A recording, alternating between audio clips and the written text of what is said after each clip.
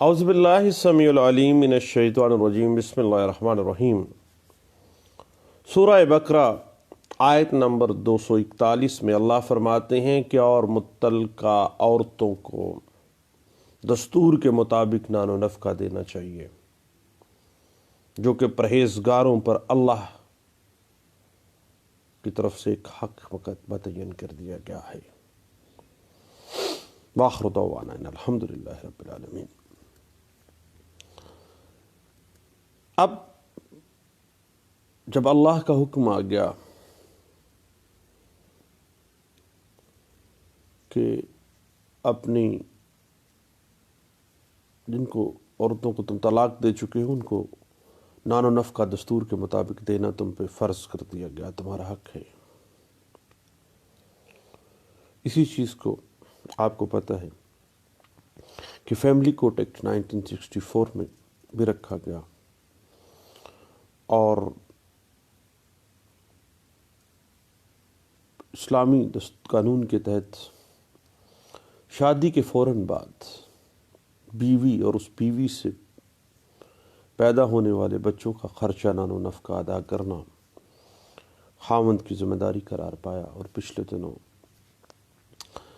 ہم نے 2018 YLR page 128 Peshawar high court کی ایک لینڈ مارک ججمنٹ بھی اس حوالے سے ہم نے دیکھی۔ اور جب کوئی خاتون اپنے یا اپنے بچوں کے لیے نان و نفقے کا دعویٰ دائر کرتی ہے تو اس دعوے کو مختلف مراحل سے گزرنا پڑتا ہے۔ جہاں تک فیملی کورٹ کا تعلق ہے اس کے لیے تو صاحب دونوں فریقین برابر ہوتے ہیں، وہ غیر جانبدار ہو کہ حالات و واقعات کا جائزہ عدالت لیتی ہے کہ آیا واقعی نان و نفقہ وصول کرنے کی خاتون حقدار ہے یا نہیں ہے، اور پھر اس خاتون کے مالی حالات کا جائزہ لیا جاتا ہے کہ آیا شوہر کے مالی حالات ایسے بھی ہیں کہ وہ نان و نفقہ ادا کر سکتا ہے، یا کہیں اگر کوئی نان و نفقہ جاری کیا گیا ہے تو کیا وہ شوہر کی طاقت سے باہر تو نہیں ہے۔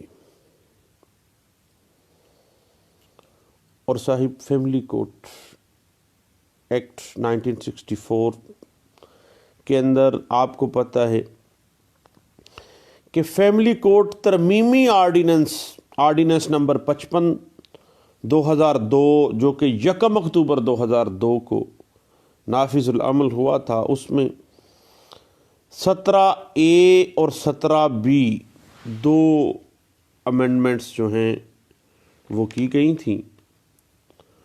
یعنی 17B کے تحت تو آپ کو پتہ ہے، 17A کے تحت بھی آپ کو پتہ ہے کہ 17A کے تحت جو ہے انٹرم آرڈر فار مینٹیننس ہے، اور 17B کے تحت power of the court to issue commission, کسی بھی کمیشن کو عدالت جاری کر سکتی ہے کہ کسی شخص کا کوئی بیان لے لے، کوئی لوکل تحقیق کر لے، کسی جائیداد یا کسی دستاویز کا معائنہ کر لے۔ یہ 17B تھی۔ اور 17A میں انٹرم آرڈر فار مینٹیننس پہ ہم بات کر رہے ہیں۔ اس میں جب یہ کہا گیا کہ فیملی کورٹ دوران سماعت کسی بھی وقت خرچہ نان و نفقہ کے لیے انٹرم آرڈر درمیانی حکم جاری کر سکتی ہے جو کہ ہر ماہ کی 14 تاریخ تک قابل ادا ہوگا۔ اور اگر نان و نفقے کی ادائیگی نہ کی جائے گی تو عدالت کو حق اختیار ہے کہ وہ ڈیفینڈنٹ پارٹی کا حق دفاع ختم کر کے اور دعویٰ ڈگری کر دے۔ صاحب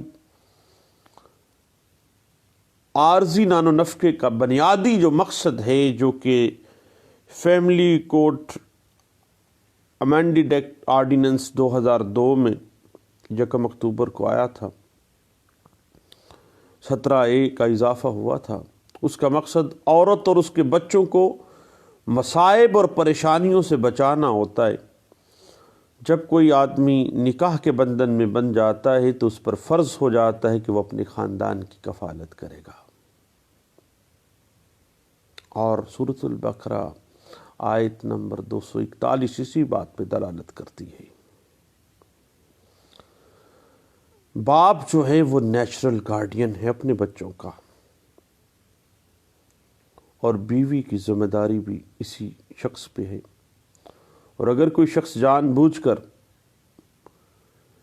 کوئی عورت جان بوجھ کر اپنے شوہر سے الگ رہتی ہے، فرمانی کرتی ہے، تو پھر وہ مینٹیننس کی حقدار نہیں ہوتی ہے۔ لیکن کسی نابالغ بچے کو اسی بنا پہ یا مظلوم عورت کو اس طرح کی بنیاد بنا کے اس کے حق کے نان و نفقہ سے محروم کرنا ظلم عظیم کے زمرے میں آئے گا، وہ رول جائیں گے بیچارے۔ اس بات کو 2011 YLR پیج 1956 میں واضح کیا گیا۔ محمد سعید ورسز فوزیہ شوکت کیس ایک لینڈ مارک کیس تھا۔ اس کے بعد صاحب 2018 YLR پیج 2003 اور 2018 YLR پیج 128 میں ہم نے دیکھا کہ اس بات کے اوپر بڑی سیر حاصل بحث کی گئی تھی۔ تھوڑا سا آگے بڑھتے ہیں صاحب، بات جا ٹھہرتی ہے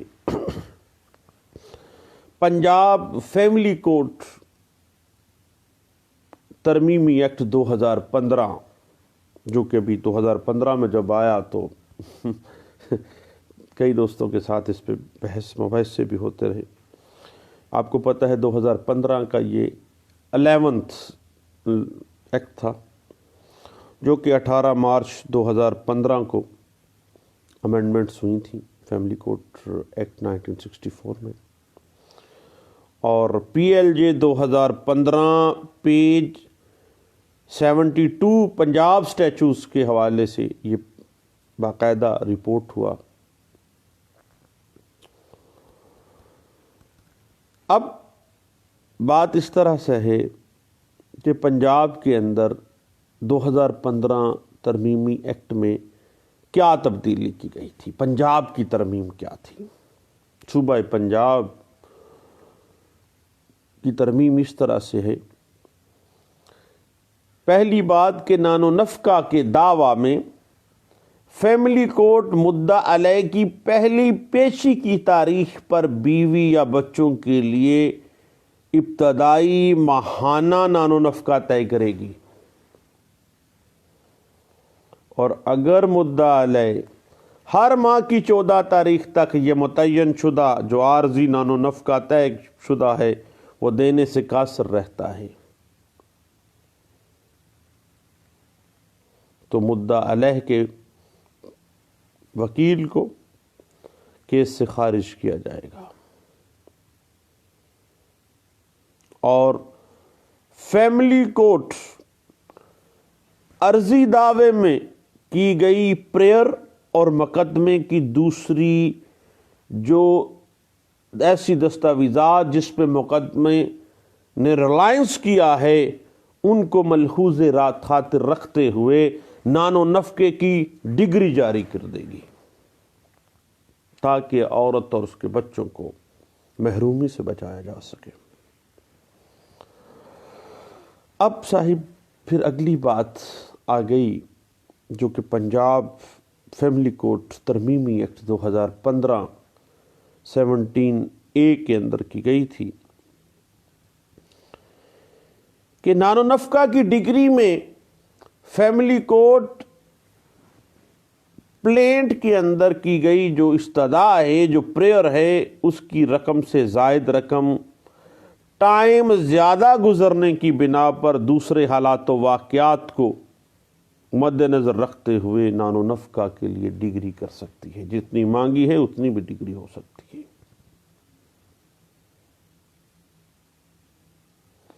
دوسری بات، نان و نفقہ کی ڈگری میں ایک فیملی کورٹ نان و نفقہ میں سالانہ اضافے کا طریقہ کار متعین کر سکتی ہے کہ سالانہ 15%، 10%، جتنا بھی وہ طریقہ کار مناسب سمجھے طے کر سکتی ہے۔ تیسری بات،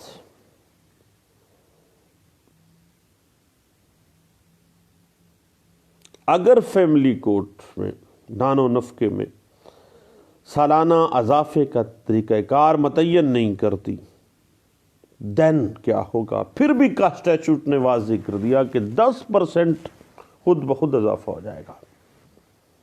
عدالت نے اگر نہیں کیا نا تو عدالت کے رحم و کرم پہ لیجسلیچر نے نہیں چھوڑا ہے، 10% آٹومیٹکلی بڑھ جائے گا۔ اس کے بعد چوتھی کلاس میں کہا گیا ایک فیملی کوڈ، مینٹیننس متعین کرنے کے لیے مدعا علیہ کے ڈیفینڈنٹ جو خامند ہے اس کے ذرائع آمدن کا تعین کرنے کے لیے کسی بھی ادارے، کسی بھی باڈی اور کسی بھی اتھارٹی سے ریلیونٹ ڈاکومنٹری ایویڈنس طلب کر سکتی ہے، 17A کلاس 4 کے تحت۔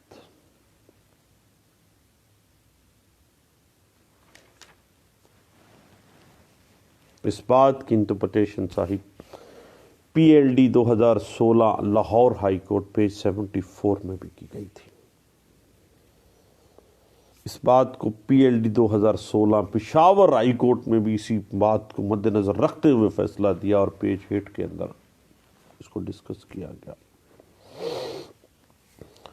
2016 CLC پیج 81، اور اس سے پہلے اگر ہم مزید اس پہ دیکھنا چاہیں تو 2004 YLR پیج 768 میں بھی یہی بات جو ہے وہ بہت عرصہ پہلے بھی ڈسکس کر دی گئی تھی۔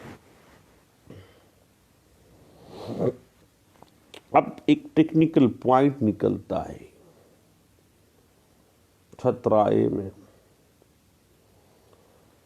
کہ جب انٹرم آرڈر فار مینٹیننس پاس کیا جائے گا تو ہر ماہ کی 14 تاریخ کو یہ رقم جو ہے مدعا علیہ عدالت میں جمع کروائے گا۔ اگر جمع نہیں کرواتا حق دفاع بھی ختم، اور اگر کسٹڈی کا حق دیا وہ بھی ختم۔ یاد رکھیے گا کہ انٹرم آرڈر عارضی آرڈر ہوتا ہے، عارضی نوعیت ہوتی ہے، اس کا نیچر اینڈ اسکوپ بڑا عارضی سا ہے۔ اس وقت تک جب تک شہادتوں کے قلم بند ہونے کے بعد حتمی نان و نفقے کا تعین جو ہے وہ نہیں ہو جاتا ہے۔ اس بات کو بھی چند دن پہلے ہم نے 2019 CLC page 511 Lahore high court کی ایک لینڈ مارک ججمنٹ میں بھی دیکھا صاحب۔ اب اس بات پہ اگر تھوڑا سا ہم مزید دیکھیں تو سیٹلڈ پرنسپل کے اعتبار سے مسلمان بچوں کا نان و نفقہ اسلامی اصولوں کے مطابق ہی طے کیا جاتا ہے، جبکہ غیر مسلموں کے معاملے میں پرنسپل لا جو ہے، دیگر جو لاز ہیں ان کا طریقہ کار ہے۔ اب یہ بات ذہن میں رکھیے گا کہ West Pakistan family court act 1964 کی سیکشن 17A ضمنی سیکشن جو ہے 4 میں بیان کیا گیا۔ آپ کو پتہ ہے کہ 2015 میں یہ باقاعدہ طور پر وضاحت بھی اس کی کر دی گئی تھی کہ عدالت کسی بھی باڈی سے، آرگنائزیشن سے مدعا علیہ کی آمدنی کے بارے میں اطلاع لے سکتی ہے، دستاویزات طلب کر سکتی ہے، اور سپریم کورٹ آف پاکستان نے اس پہ ایک لینڈ مارک ججمنٹ بھی دی، PLD 2013 سپریم کورٹ پیج 557۔ ایک بڑی اہم بات ہے کہ انٹرم آرڈر کے خلاف جو ہے اپیل تو بنتی نہیں ہے، کیا ریٹ بنتی ہے؟ ریٹ پٹیشن بھی دائر نہیں ہو سکتی ہے، البتہ عدالت ٹو سم ایکسٹینٹ اپنے فیصلے کو ریویو کر سکتی ہے۔ ریٹ پٹیشن آرٹیکل 199 لائی نہیں کرے گا، کیونکہ آرٹیکل 199 دوسروں کے بنیادی حقوق چھیننے کے لیے نہیں بنایا گیا۔ آپ اپنا حق مانگنے کے لیے 199 میں جا سکتے ہیں۔ اس بات کو 2018 CLC نوٹ 47 میں ڈسکس کیا گیا۔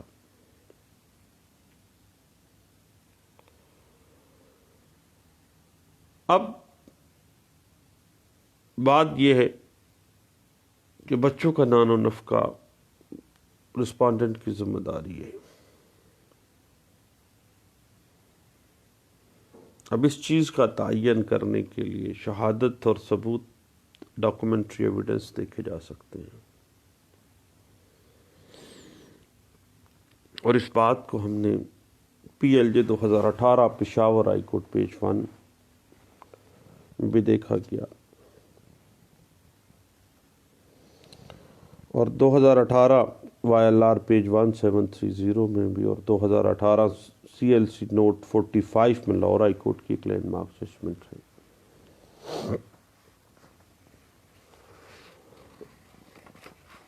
اب اسی بات کے اوپر 2017 YLR پیج 802 بھی ہمیں گائیڈ لائنز فراہم کرتی ہے، اور اگر رسپونڈنٹ ہر ماہ بچوں کو مقررہ تاریخ پہ نان و نفقہ دیتا ہے تو پھر اگر وہ نان کسٹوڈیل پیرنٹ ہے تو اس کو حق ملاقات سے محروم نہیں کیا جا سکتا ہے. اس بات کو، کیونکہ اس بات کو کہا گیا کہ یہ چونکہ وہ نان و نفقہ دے رہا ہے، اس کا ترجیحی حق ہے کہ اس کو ملاقات کروائی جائے اس کے نان کسٹوڈیل پیرنٹ کے طور پہ اس کے بچے کی. اب اس بات کو 2018 PLD پیج 44 میں اور 2018 CLC پیج 382 میں بھی ڈسکس کیا گیا تھا. اب صاحب ایک بڑی ٹیکنیکلٹی والا معاملہ ہے. آپ تو ماشاءاللہ لرنڈ کونسلز ہیں، جبکہ میرے جیسا جو موٹی عقل کا بندہ ہے وہ کافی عرصہ اسی کنفیوژنس میں بھی رہا. البتہ بھلا ہو west Pakistan family court act 1964 میں جو امینڈمنٹ 2015 میں آئی، اس میں کافی حد تک یہ وضاحتیں علیحدہ علیحدہ سے کر دی گئی، اور پھر مختلف ہائر کورٹس کے جو ججمنٹس تھیں انہوں نے یہ بات واضح کر دی تھی. اگر کوئی آرڈر عارضی نوعیت کا ہوتا ہے، ناقابل اپیل ہو، تو پھر آرٹیکل 199 کے تحت رٹ بھی ناقابل پیش رفت ہوگی، رٹ بھی لائی نہیں کرے گی.